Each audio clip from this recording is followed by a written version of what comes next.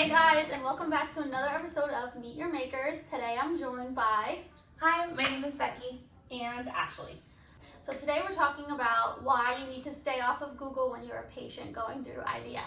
So we got together a couple of most frequently asked questions off of Google and kind of just want to run through them and give you our input. We also would love for you to comment, and if we missed anything, please let us know, and we can always make another segment on this and go over more questions that you have. So we can start off with the first question. All right, so the first question is, are my eggs and embryos stored on site? This is a great question because it does vary, no matter what clinic you go to, it's something that you should ask because some clinics don't have on-site storage. They only have short-term and then they send off your samples to a long-term storage facility. Here at AFS, we store all of your samples on-site unless you request to have it moved. Most clinics, I want to say, do store on-site, but they have a time restraint. Some people will only let you store samples when you're cycling with them, and if you're planning on leaving, then you have to find long-term storage for your samples.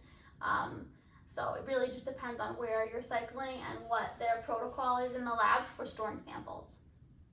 Okay. Second question is really funny because I feel like if you have to Google this question, then something's wrong. Who can I contact if I have questions? Oh, yeah, this is a big red flag. You don't know who to reach out to when you're cycling. It's a little troublesome. Yeah, so everyone has a coordinator usually when they cycle, whether you're a patient or if you're an egg donor, a gestational carrier, wherever you stand in the process, you have a coordinator, a specific person designated to you. So that's the person you would typically reach out to ask questions. Yeah, absolutely. And I think it also depends on the type of question patients have, probably. Like if it's a clinical versus a lab question, I think you can probably ask your coordinator both questions and they can find out if they don't know from the lab. Some clinics allow you to speak to your embryologist or your andrologist directly via email. It really, again, depends on the clinic that you're at. I personally enjoyed answering questions from patients, but it did get overwhelming. I was getting emails at all hours of the day and what does this mean and what does that mean? And I think it's like a give and take kind of thing. It's I love talking to them, but it takes up an enormous amount of your day. I'm happy to answer questions, but I think it's never ending once you open up that jar. Oh, yeah. All right, next question. Is IVF painful? So I guess there's different parts to this question. If you're asking is stimulation painful, when you're taking your medications and going through the cycle part, for the most part, I think, and Becky, you can chime in because you work in the clinic, a lot of the patients just say they feel bloating. It's just that heavy feeling of when you're about to ovulate kind of thing. I don't. Do you get any complaints? The most complaints I get are if you're not familiar with needles, you might want to be. Yeah. You will have to get familiar with them. Heating pads and ice packs will be your best friend. I've never had to do this, but I've had a lot of patients that have just kind of given me their tips on what has worked for them. And so, you can take Tylenol and ibuprofen if it is painful. And some people they become pros and they're like, oh, it's nothing, I got this. So to each his own in this process. Okay. Is the embryo transfer painful? No. You guys both assist during transfers. I know that the embryologist usually brings in a catheter and we weave it in, but it shouldn't be painful. I feel like sometimes you do have a painful transfer, and I think patients will opt to be under anesthesia for the transfer, so they're not uncomfortable. But it shouldn't be painful. Yeah. I think it's more uncomfortable than painful. Right. I think the worst part is having to hold your bladder. Yeah. So we require a full bladder when you come in. Oh, this is the biggest thing. Yeah. Everyone is scared that they're gonna pee on the doctor. Yeah. And that's on the okay. table, Right. You can't hold it anymore, but you need to have a full bladder because if you come in without one, then we're sitting around waiting for your bladder to fill up again before we can do the transfer. And most of the time, after we bring the catheter in, we put it in. Dr. Wong tells me he's ready, and we inject. The patients are usually like, "Is it? We're done?" Yeah. And I'm like, "Yeah, that's it." That's funny. How long is the IVF cycle from start to finish? So, I mean, okay, so one cycle, so when we're talking about starting your medications to the day of retrieval, it takes typically about 10 to 14 days. So it just depends on the person and how quickly you respond to the medications. Mm-hmm.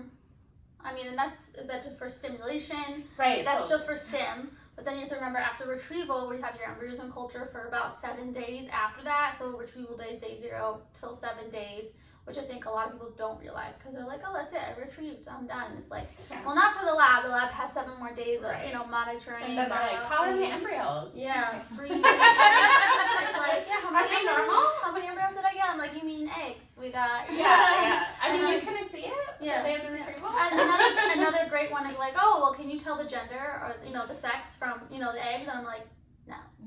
Yeah, that needs to be done with genetic testing, which takes place starting from day 5. So, or sometimes day 3, but mostly from day 5. How long does an egg retrieval take?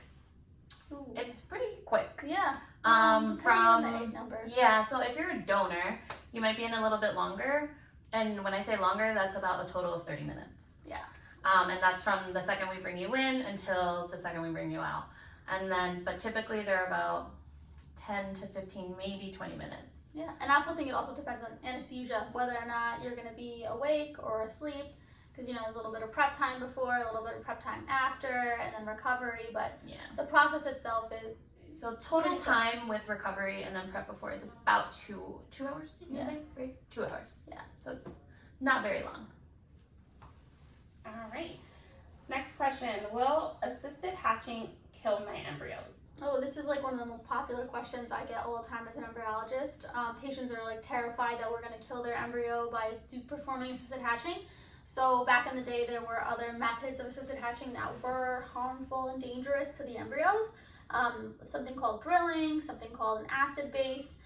They used to use some pretty unique ways of assisted hatching back in the day before we had technology where it is now. So now we use an FDA approved laser that is built into our microscope, and we make a small hole using the laser in the zona of the embryo, which causes it no harm or damage if done correctly. So as long as the person performing it knows what they're doing, it does nothing but assist your embryo in hatching out of its shell, which is what you want it to do in order for it to implant on your uterine wall during transfer.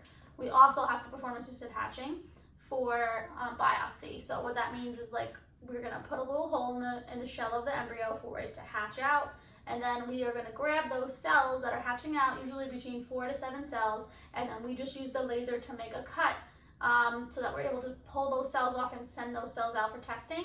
It is completely safe and does not damage your embryo at all. I've so many before and after pictures that we take here of what the embryo looks like before biopsy and after, and they completely recover. So it does shrink because all the water shoots out when you're performing assisted hatching.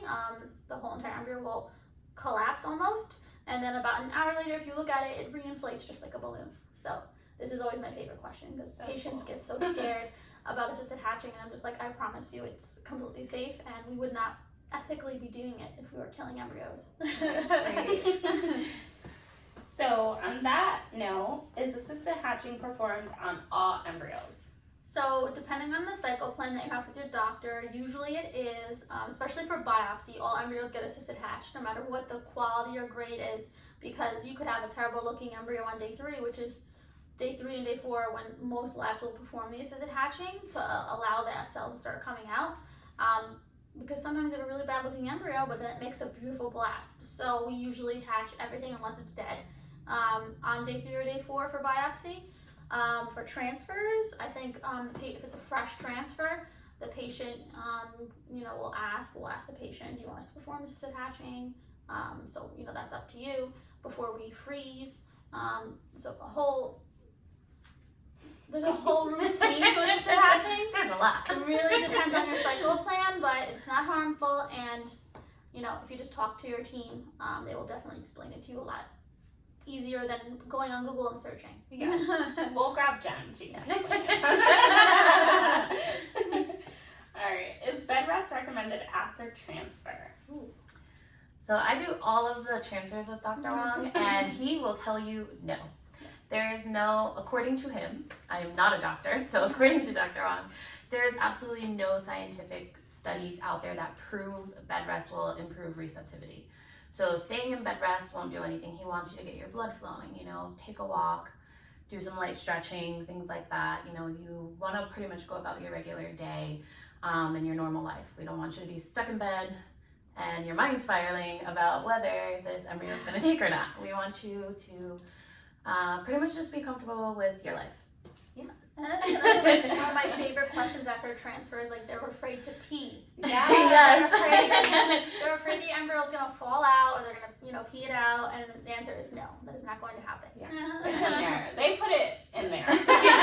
Jen knows. She puts the. Yeah, we place the catheter very far in, and you are not, you know, it's not coming out. It's literally like one of my favorite questions. Like, I know. I crack up all the time when I hear it because she'll be laying on the table and say it, and I'll be like, no, like I promise you, it's not going out. I'm like, go use the bathroom. Don't. And some patients will say like, I know it's different holes, but are you sure? Yeah, I know. It's another great one.